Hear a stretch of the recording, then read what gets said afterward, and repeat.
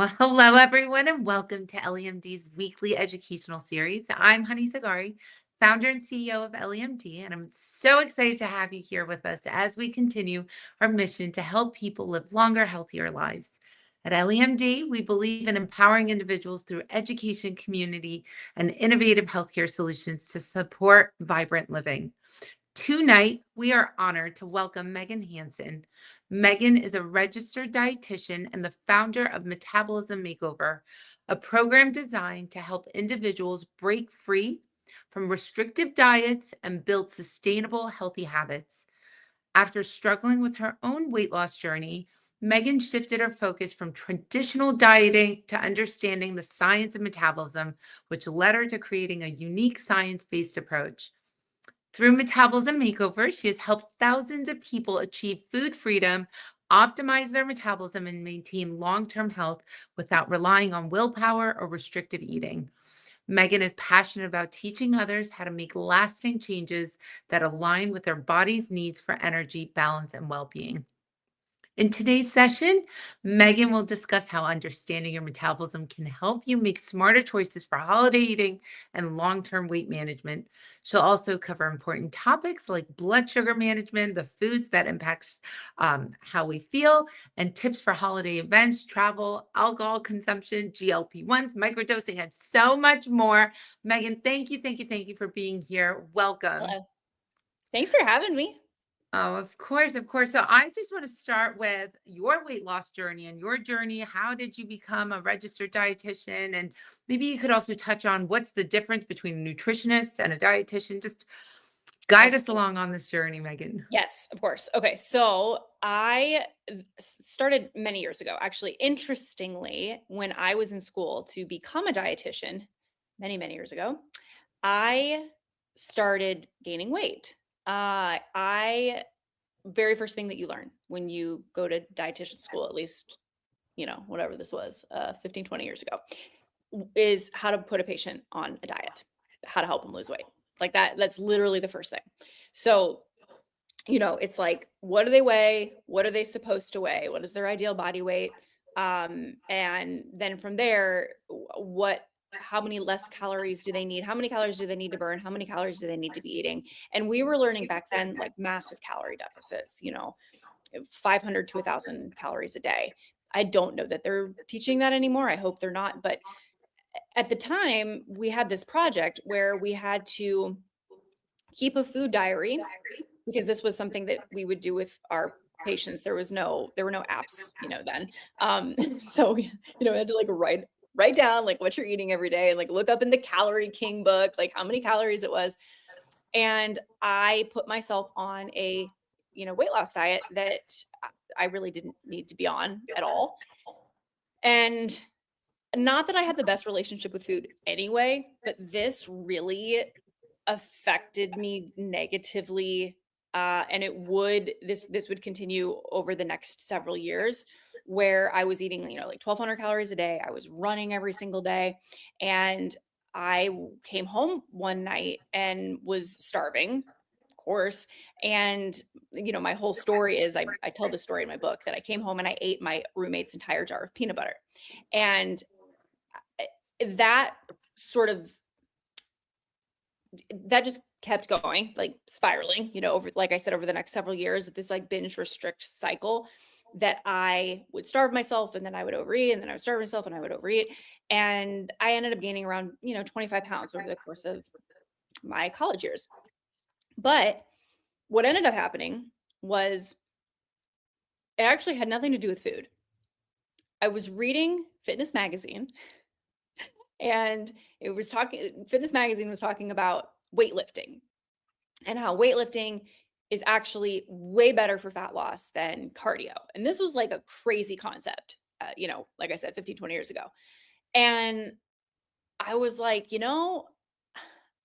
I learned the opposite in school, but also I'm so inflamed. I feel like crap every day.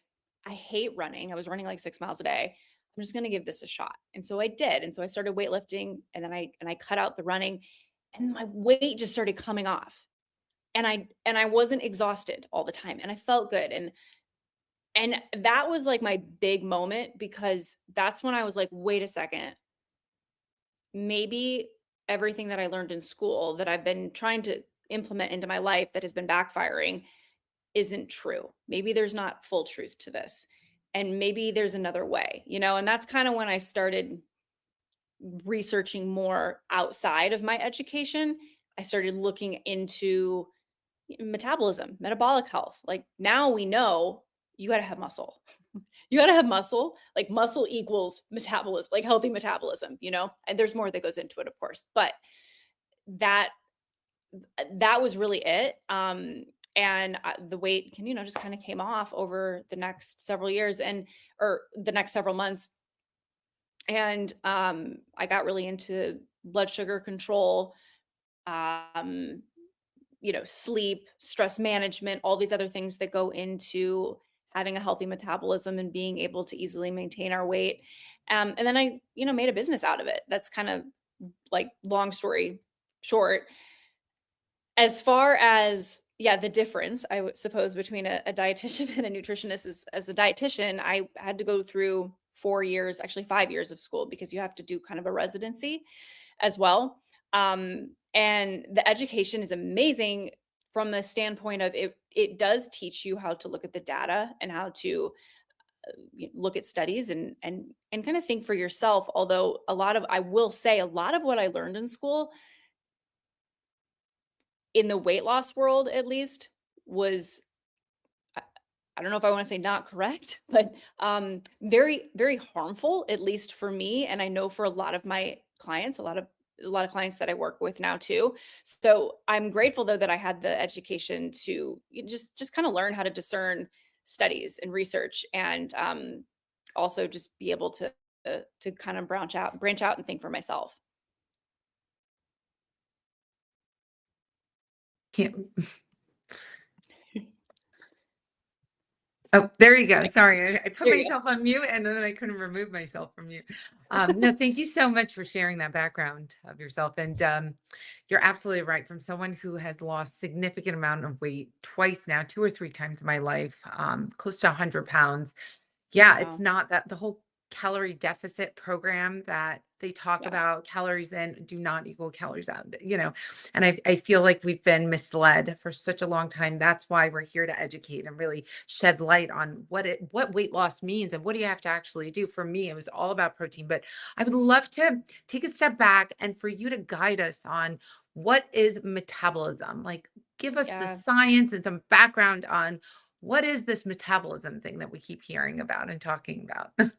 Yeah, well, most people, I think when they hear the term metabolism, they think this is the thing that tells me whether or not I'm gonna lose or gain weight, like, or how easy it will be to lose or gain weight. And it's very much tied to weight. And yes, it is, but it's so much more than that. Really, metabolism is everything. It is the food that you put in your mouth, how your body utilizes that food.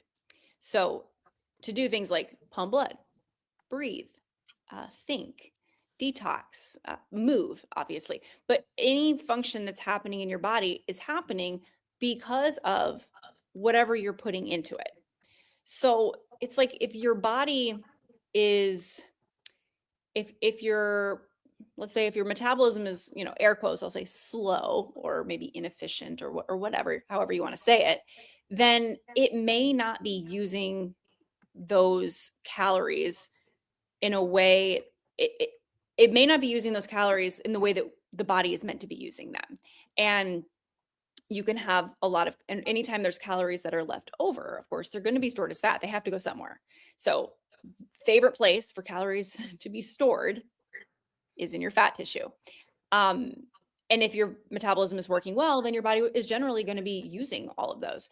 Now, of course, there is always, yes, you can be overeating and you can be grossly overeating and those calories are going to go somewhere, it's going to go to your fat tissue. But I think what I see in my practice a lot is that, and I mostly work with women, that they're not actually overeating a lot of times. And their body is still not utilizing those calories properly. And there's a number of reasons for this, but some of the things that go into having a healthy metabolism, a really, really big one, huge, is blood sugar management, blood sugar control.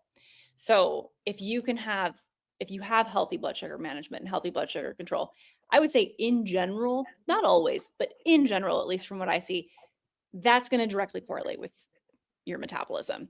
Um, Having healthy muscle tissue. So your muscle mass is directly correlated with how many calories you're burning. Your muscles soak up carbohydrates.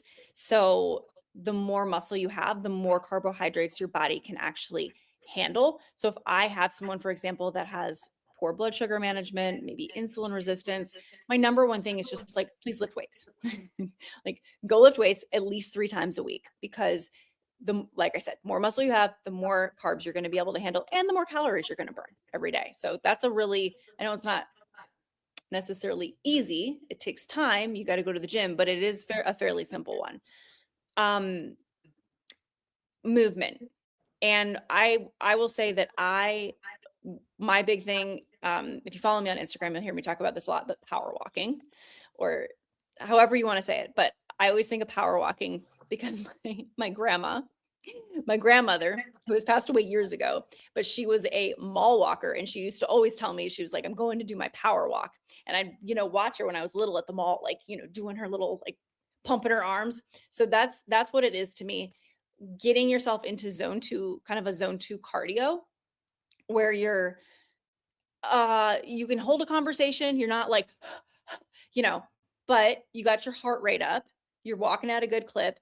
This is going to have a huge impact on your metabolism. The more, and I recommend generally a minimum of 20 minutes a day. If you're trying to lose weight, even getting into 30, 40 minutes a day is going to be really helpful. But this kind of zone of cardio has been shown to really increase what's called metabolic flexibility in your body.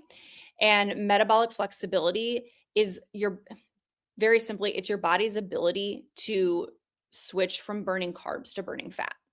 So a lot of people who have again, I'm air quoting this, but like slow metabolism, they are what we call metabolically inflexible, and their body has a really hard time kind of going into that fat burning mode. So even you may be eating the right amount of calories, but your body's still not dropping fat because it's unable to. So we want to increase that metabolic flexibility. We want the body to start saying, like, yes, I can switch from burning carbs to burning fat. And one incredible way to do that, like I said, is getting in some of that zone 2 cardio, or power walking, or you could swim, or you could bike, or you could, clean your house like a maniac, whatever it is, and get that heart rate up for a minimum of 20 minutes a day. And to back up, the other huge way to increase metabolic flexibility, besides that, and of course, weightlifting too, is managing your blood sugar, which simplest way really that I can explain that. And I am sure you guys talk about this, but protein, like protein at every single meal. I'm usually recommending 30 grams or more, depending on a few things, like, are you male, are you female, your height, weight, your goals, your age is a big one. Once you get kind of in your 40s and 50s, you're going to definitely want a little more than that, but at least 30 grams of protein a meal. Fiber, like absolutely fiber at every meal, minimum of 25 grams of fiber a day. Again, if you are insulin resistant, PCOS, on a GLP-1, you may even need more than that. And some fat, moderate amount of fat, like add a little fat to your meal. Fat is a great blood sugar modulator. And then carbs are just going to depend. So the carbohydrates are what are going to impact your blood sugar levels, and it's going to impact your metabolic flexibility, right? Like, that's because we want to go from burning carbs to burning fat. It doesn't mean that you have to never eat carbs. But it's going to be dependent, again, like on your goals, your current health conditions, whether or not you're on a GLP-1. It'll depend on your workouts. Big time. That's kind of the big one is like how much are you exercising? I kind of like to say, I mean, you do need to earn your carbs a little bit because if you're just sedentary all day long, really don't need to be eating carbs all day long. You're probably going to see some pretty big blood sugar spikes if you're eating a lot of starch. So I will say in my practice, in general, we recommend if you're going to have a starch like a rice or pasta or bread or even like I even like beans or lentils, which I'm going to recommend more because those are going to be higher in fiber, but those are still starchy carbs. Staying between like 30 and 40 grams of carbs within like that starch. Now, I'm not including like if you have some dairy or if you have some nuts that have some carbs in them. Like I don't count those, but I'm looking at if you're going to have a starch at your meal, you really don't want to go above that usually. If you're someone who is insulin resistant, if you have PCOS, if you have blood sugar control problems, then probably more like between 20 and 30 grams of carbs. Um, and let me know if that's not super clear. Am I No, echoing I think that that? it's perfect. Okay. Yeah, if you could maybe elaborate a little bit more on the protein. So, how many Yeah. grams of protein should you consume, especially when you're losing weight at a very rapid pace, especially patients who are on GLP-1 medications for weight loss? How many grams of protein would you recommend so that their muscles don't atrophy? And Yeah. Um, so generally what I okay, so there's a few different ways to look at this. If you are I know there's kind of a general recommendation of like 1 gram of protein per pound body weight. Well, if you're 300 pounds, you don't need to be eating 300 grams of protein a day. So the way that I generally recommend this is to take kind of either what take your personal ideal body weight, or if I also have clients that are like, I have no idea what that even looks like, I've been overweight my whole life, like I don't know. Then you would want to figure out, and you can do this with calculators, like just Google like BMI calculator, figure out what your weight would be at a BMI of 25. Now, I don't ever use BMI. Like I don't think anybody likes using BMI anymore. Just it's a dumb metric. But it except is doctors when they want to prescribe GLP-1s. yes. Yes. Except for then. Except for then. But I'm just saying, it's like it doesn't really it you can have a BMI of 26 and be like solid muscle. That's more men more often than not. Um but you can use that, and whatever your weight would be at a BMI of 25, use that.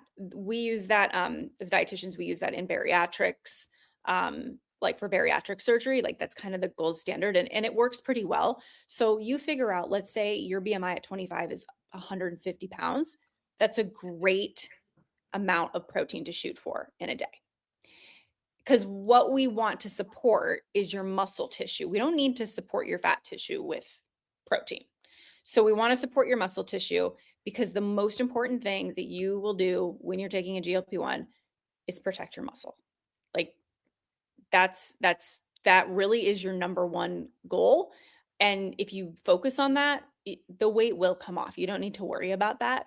But preserving your muscle tissue is so incredibly important. And that's also why you have to be you just got to be lifting weights. You really do. Like I'm really flexible on a lot of things, but this is one thing that I'm not flexible on. Like you have to be lifting weights and you have to be eating your protein, because if you don't, when you go off, you're going to have much more likely that you'll gain the weight back, um because you are like I said kind of in the beginning, your muscle mass is directly correlated with your metabolic rate, and if you lose a bunch of weight, your metabolism, your body will require less calories if you lose a significant amount of weight, but it won't require that fewer calories as long as you're maintaining your muscle. And this is something that I remember from Weight Watchers because I did every diet in the book, back in the day, and how like every time you lost some weight, they would, take away calories, like or points, I guess, whatever. Um, but the reason was because, you were eating so little that you were losing all this muscle. You really shouldn't be, your calorie intake shouldn't be dropping dramatically just because you are losing fat.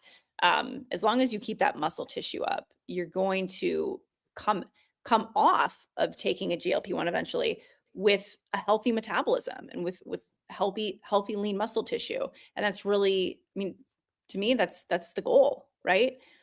I mean, that's like the key to long-term weight maintenance is having great metabolic health.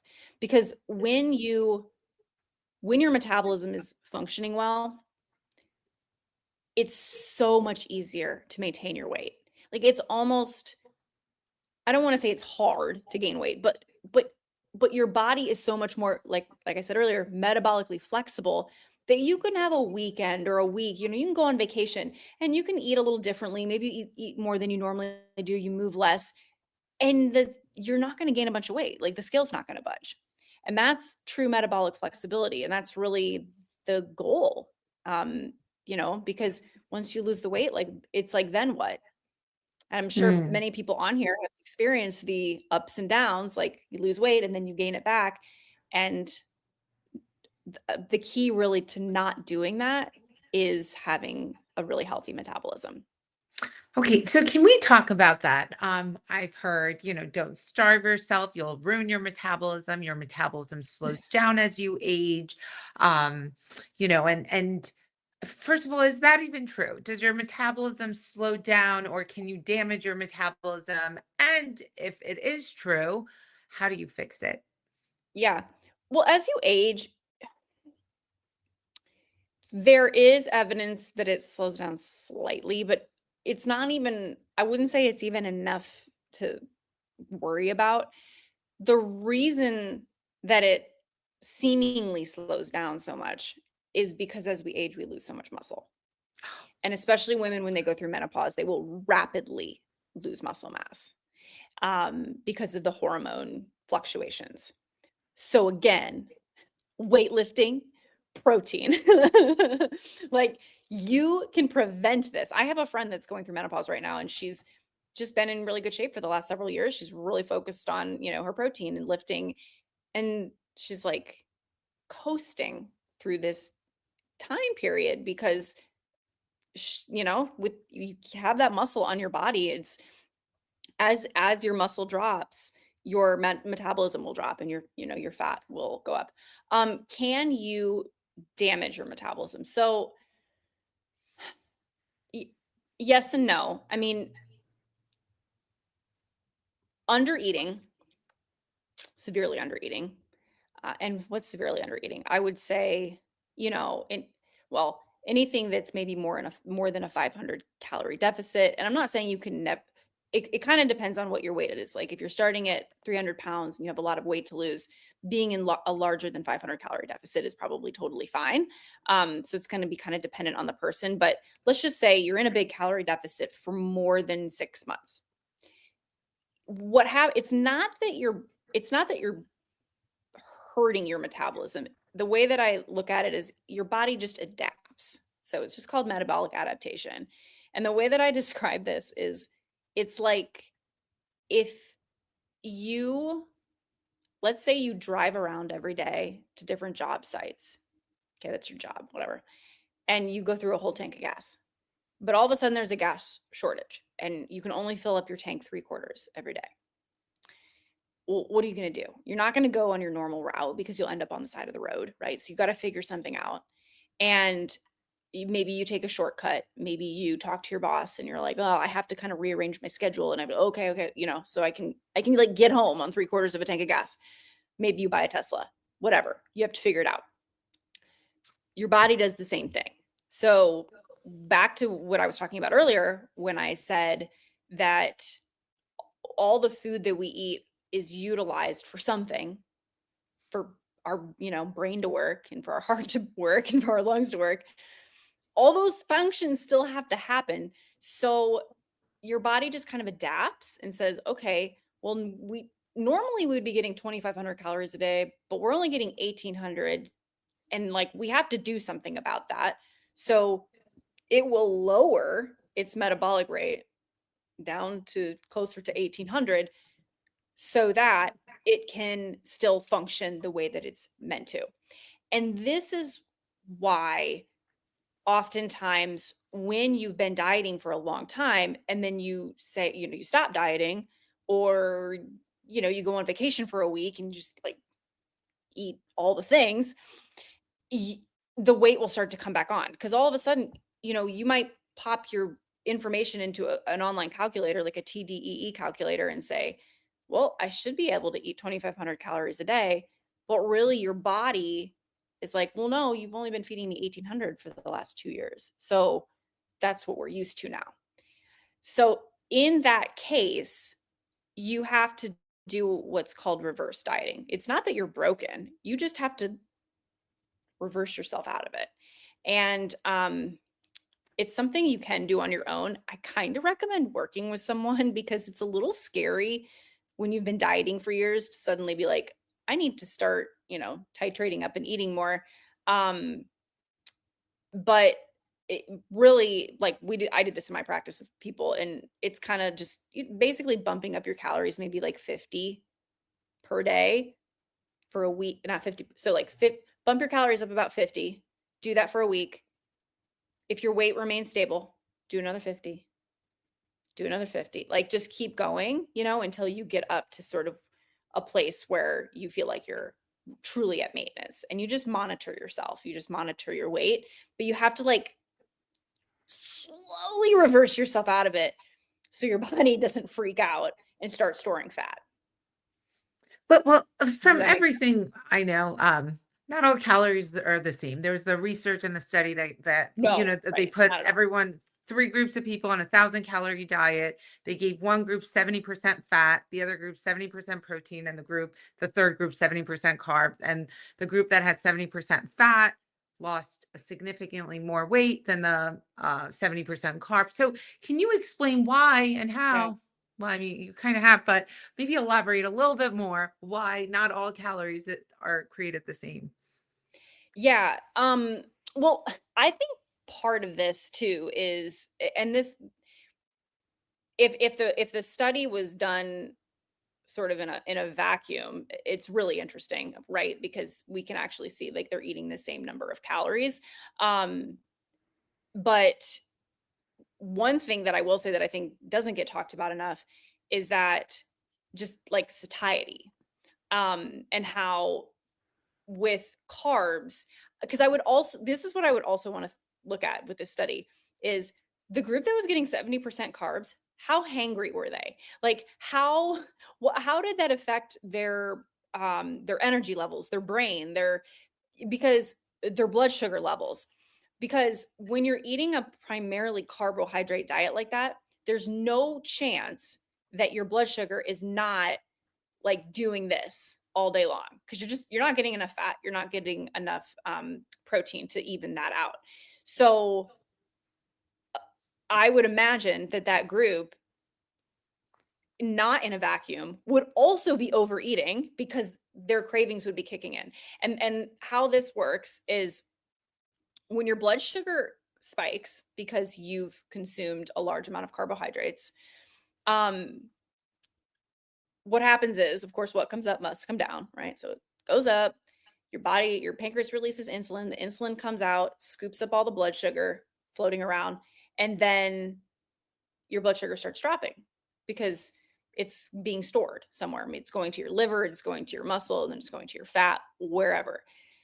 And as it rapidly starts to drop, it sends a signal to your brain that says, oh no, we need more sugar, even if you don't, because the body's always trying to maintain equilibrium at all times. Like, that's why your temperature remains the same ish.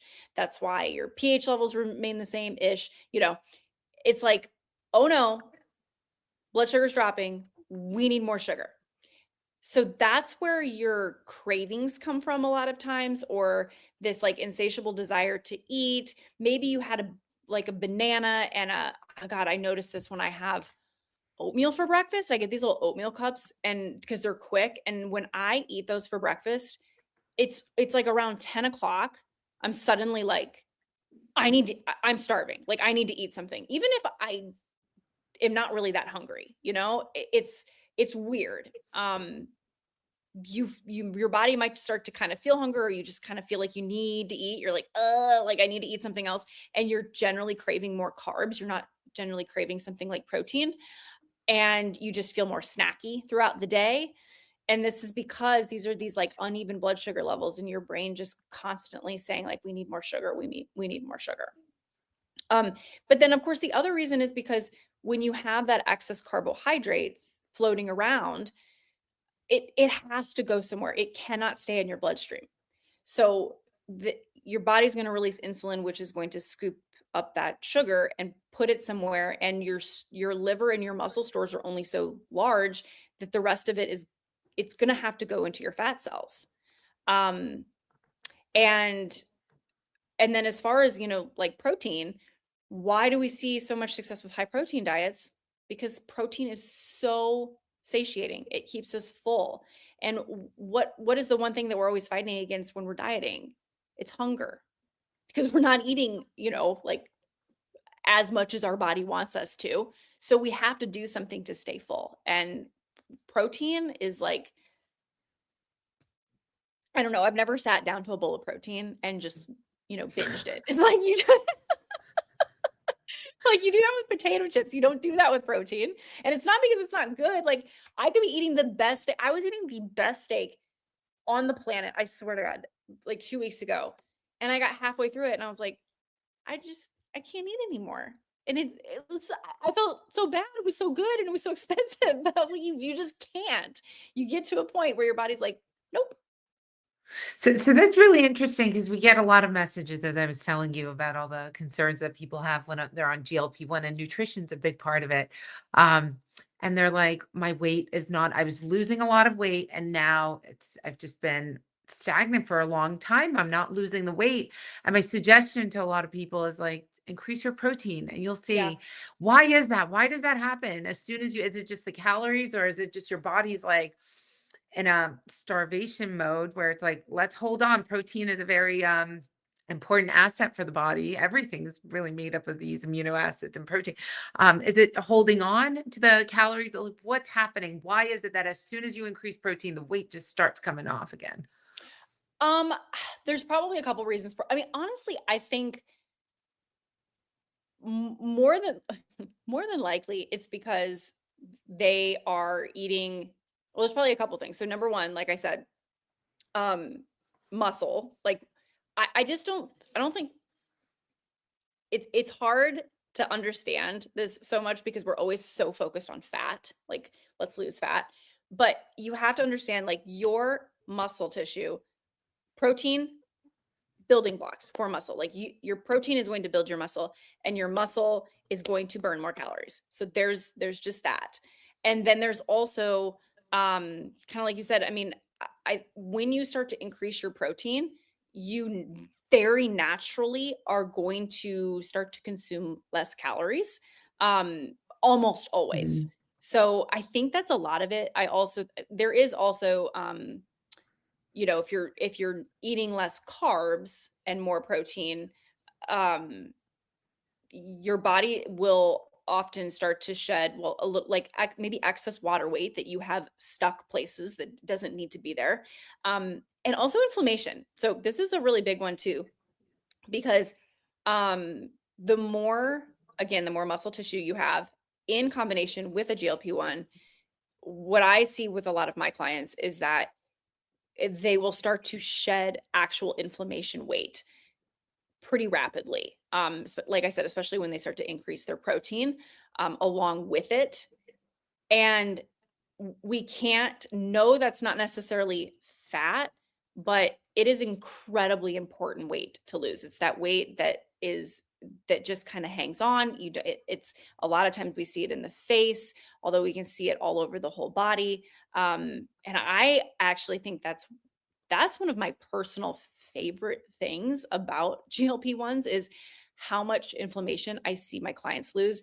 And we can test that. We can look at their CRP, we can look at certain lab values and actually watch their inflammation start to go down. And this is why I love microdosing. I mean, I know people that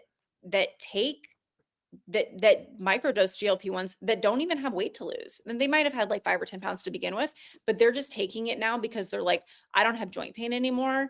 I don't have to take, other medications that I was taking to keep my inflammation down. I'm just taking, very tiny doses of this and it's keeping my inflammation at bay.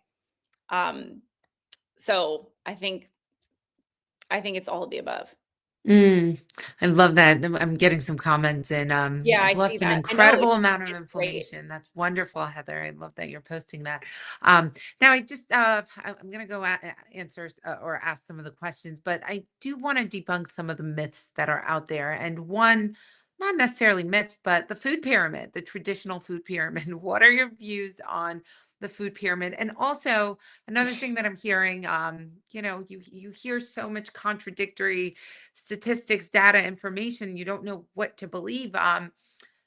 Do you eat 5 times a day to increase your metabolism? Do you eat 3 times a day? Do you do intermittent fasting? Like, who do you Yeah, listen to? What do you listen to? We are a longevity company. Our focus is longevity. There's a lot of weight loss that happens. So, what are your recommendations? yeah.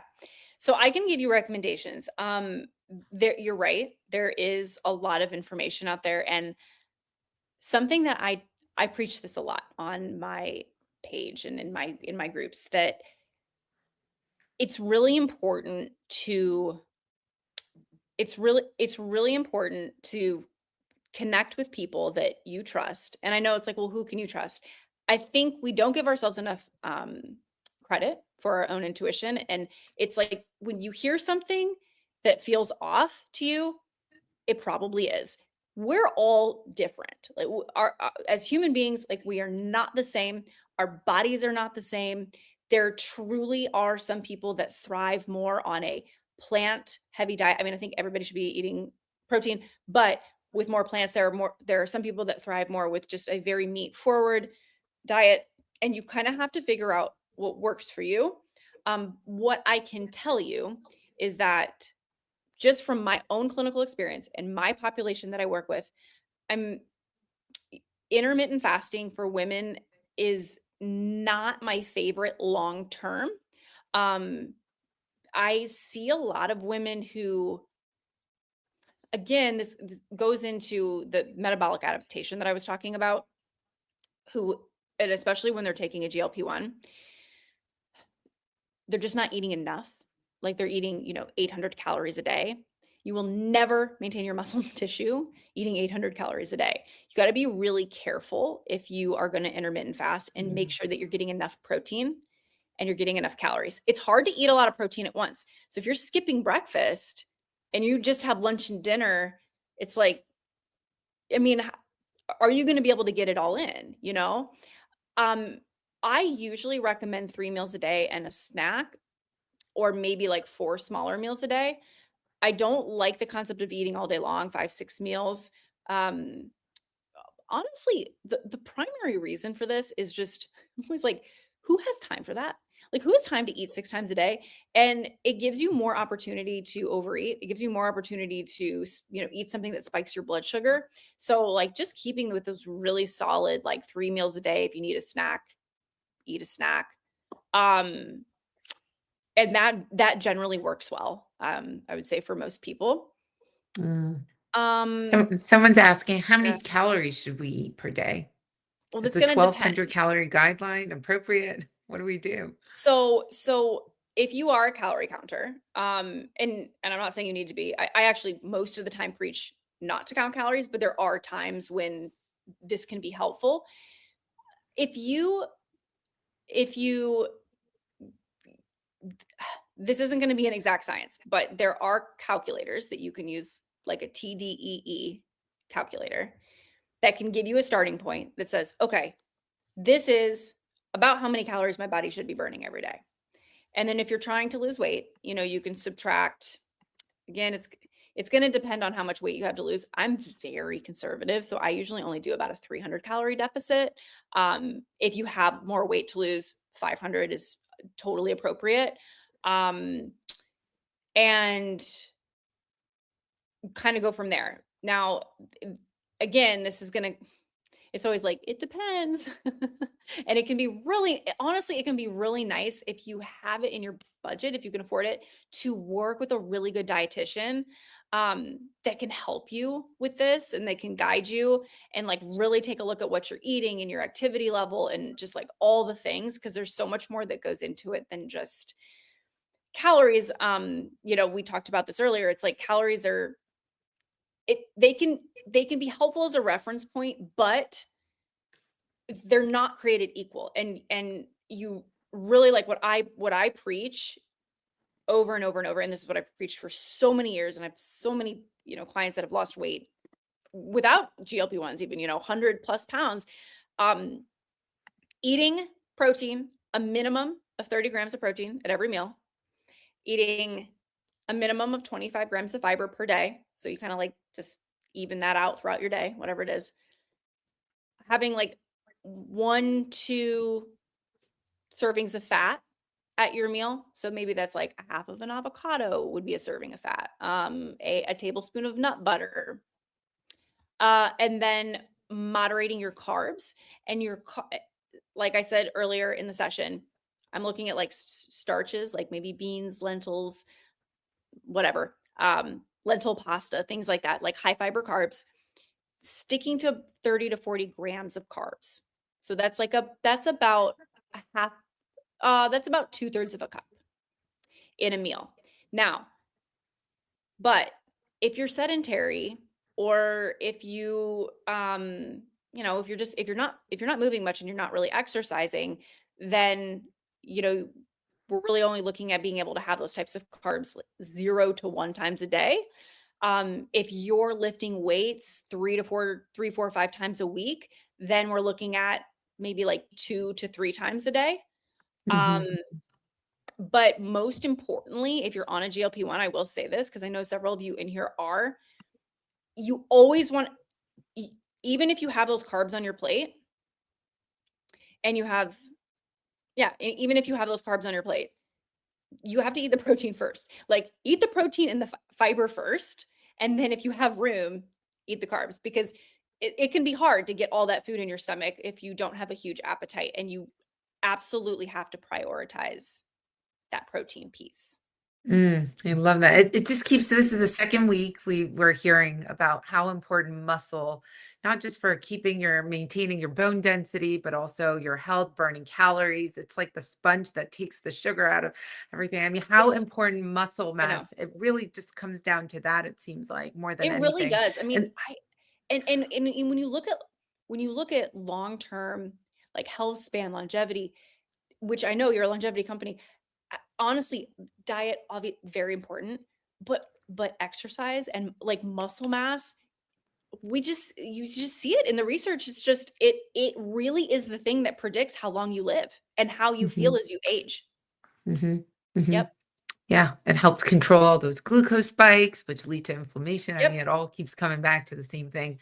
Someone asked about carb cycling. I want to spend a little bit more time, but thank you for touching on the total energy expenditure of the body. That's really, and if you guys can do it, if your doctor's offices offer, there are devices that can Yep. accurately measure and calculate that. So I highly, highly recommend. You'll be shocked what your body needs to just maintain a baseline, right? It could be Yep. 1,800 calories, 2,500. That's the main to maintain baseline.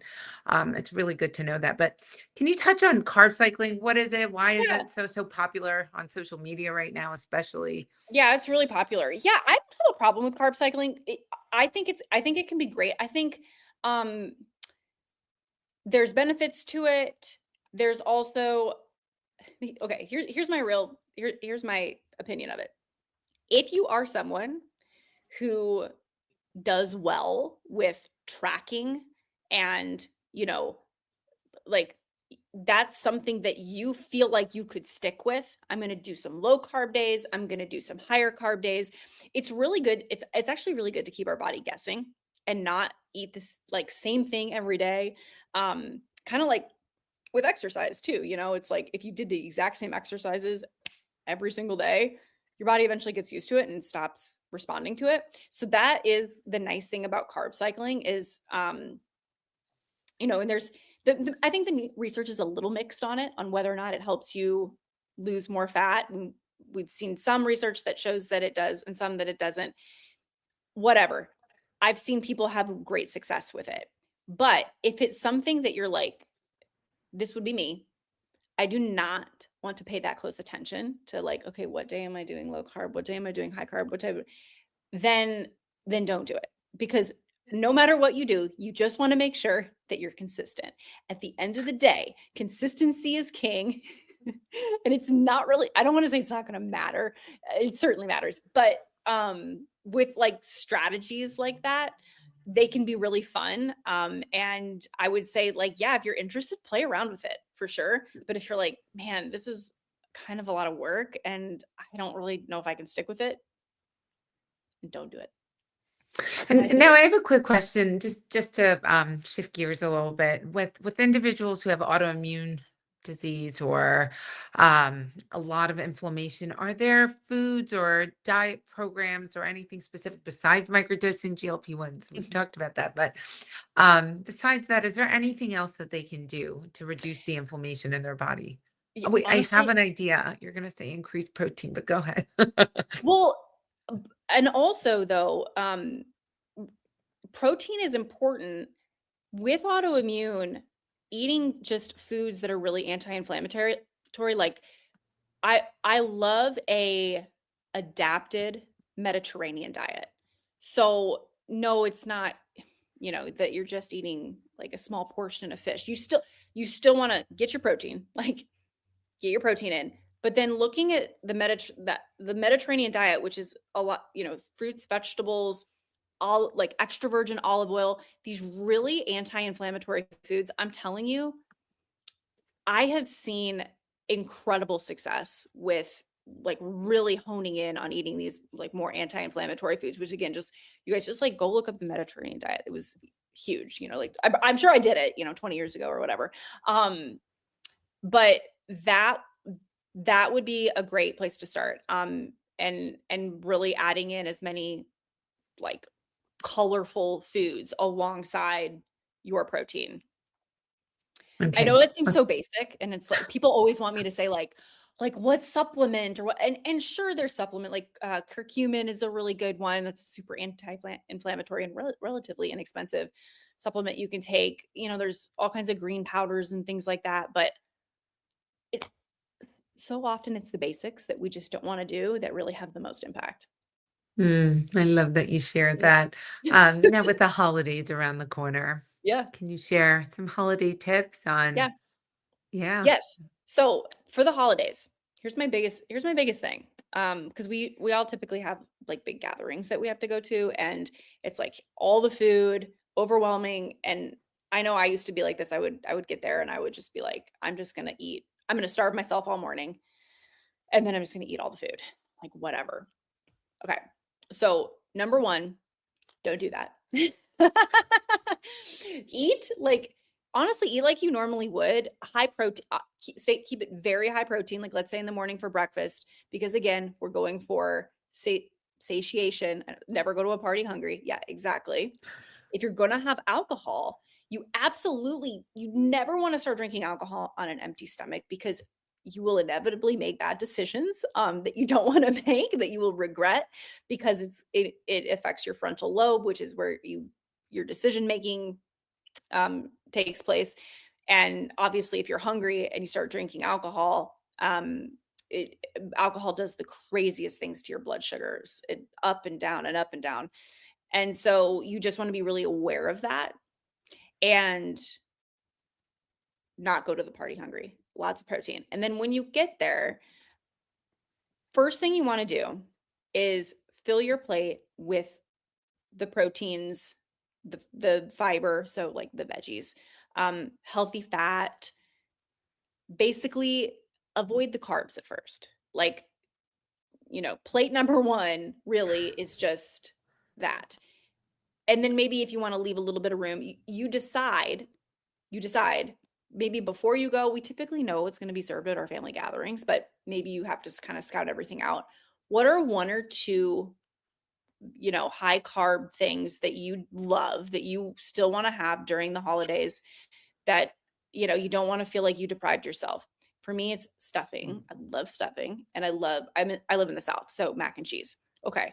So I'm gonna have, like, a small serving of those, and I'm gonna eat everything else first and then leave that, and I may or may not even finish it because I'm already full, but then I'm not eating all those foods that are gonna spike my blood sugar and make me feel yucky before eating my protein and everything else. Because when you do that, again, you're going to start to have these blood sugar spikes and crashes, and it's going to just end up driving you to eat more and more carbs. So if you kind of take care of that first with the protein and the fats and whatever the veggies, even if those aren't the healthiest, like even if you're eating green bean casserole or whatever, you're at least gonna help with the blood sugar spikes. And that is so incredibly important. Not that you're gonna walk into Thanksgiving dinner and you know, lose a pound by the next, like that's not the goal. The goal is to not start this train, through the holiday season of crazy blood sugar spikes and crashes and overeating and weight gain to go through the holidays. So you can still very much enjoy your holiday foods and your holiday treats. I just really recommend not starving yourself before you go in and then starting with the protein and the fiber. Megan, do you follow glucose goddess I don't or any? follow her, but Okay. I do know who she is, and I actually do have, I did get her book a while back that I've Yeah. gone through, so I'm familiar with her. Familiar. But a hack that she has is apple cider vinegar before carbs, and it really helps control It really those actually glucose does. spikes. It's Yeah. interesting. And Yes. dressing your carbs. She always talks about like dressing your carbs. And I think you mentioned that if you're going to have carbs, have the veggies before or the protein before. And you really, it's all about those glucose spikes. It Now, is. can you touch on? I know we have just a few minutes, but Okay. the effect of carbohydrates on our gut microbiome. I mean, that's the new frontier, right? Everyone's talking about the gut microbiome. Um, can you touch on that a little bit? Touch On on what sorry, carb carbs on the gut? Yes, carbohydrates, sugar, those Yeah. glucose spikes, those effects on the gut microbiome Yeah. and long-term Um, damage that we can do, and our overall health and well-being. yes. The gut is actually one of my I haven't even mentioned it, but I have kind of like 6 pillars for healthy metabolism, which is blood sugar control, muscle, movement, sleep, stress management, and then a healthy gut. And a lot of the reason the gut is so important, God, there's a lot of reasons. We could talk for like 2 hours about the gut, but um, one reason is because when we don't take care of the gut, and this is what will happen when you eat a lot of, mm, I hate to say bad carbs, but like whatever, like we know what these kinds, we know what these types of carbs are. Like the white bread, the sugar, the candy, whatever, these types of carbs. It can cause an overgrowth of bad bacteria in the gut. And when this happens, it's like the balance of good and bad, there's always going to be some bad bacteria in the gut. But when the balance gets off to where there's maybe more bad than good bacteria, there starts to become inflammation at the gut lining. And as it becomes inflamed, it becomes permeable. And then all of a sudden, you've got things that are supposed to be staying in your gut leaking out into your bloodstream. And when that happens, your body attacks it because it's a foreign invader. And then you have system wide inflammation. So not only do you have inflammation in your gut, but your whole body is inflamed. And we know too that this is another major cause of weight loss resistance, where it's like, I feel like I'm doing all the right things, but I can't lose weight. If your body is inflamed, it's like, I mean, if your body is inflamed, it is never going to prioritize fat burning because there's an emergency happening.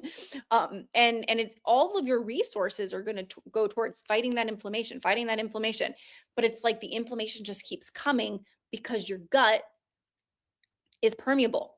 And there's a number of reasons this can happen. It's not just through diet, but that is a big one. And a lot of times it's compounded with like, if you took a lot of antibiotics as a kid or even, as an adult.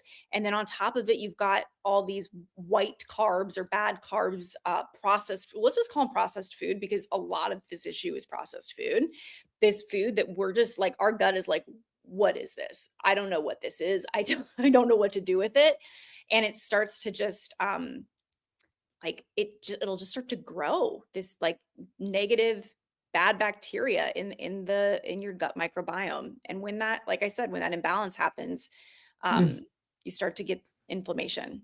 Oh, I love that you're touching on this. This is an area I'm so passionate about, and Yeah. not to mention candida, yeast. Yeast and Yeah. bacteria compete for resources. So then Mhm. you get yeast overgrowth, and yeast have their own little toxins as byproducts that they spew out. So, Yeah. yes, You I can love get that into you're, a really big mess with yeah, poor gut health, and yeah. and And it can be managed, but if anybody is experiencing stuff like this, I would say this is an area where you do really want to work with somebody probably to, take a look at your gut, do a gut test, see what's going on.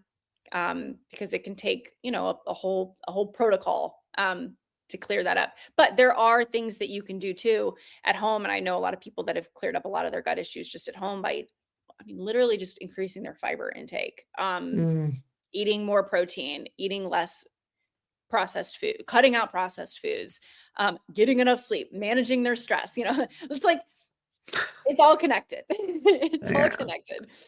Thank you for saying that. So, Yeah. as we wrap up, do you have any last minute advice? Anything else you'd like to share with us?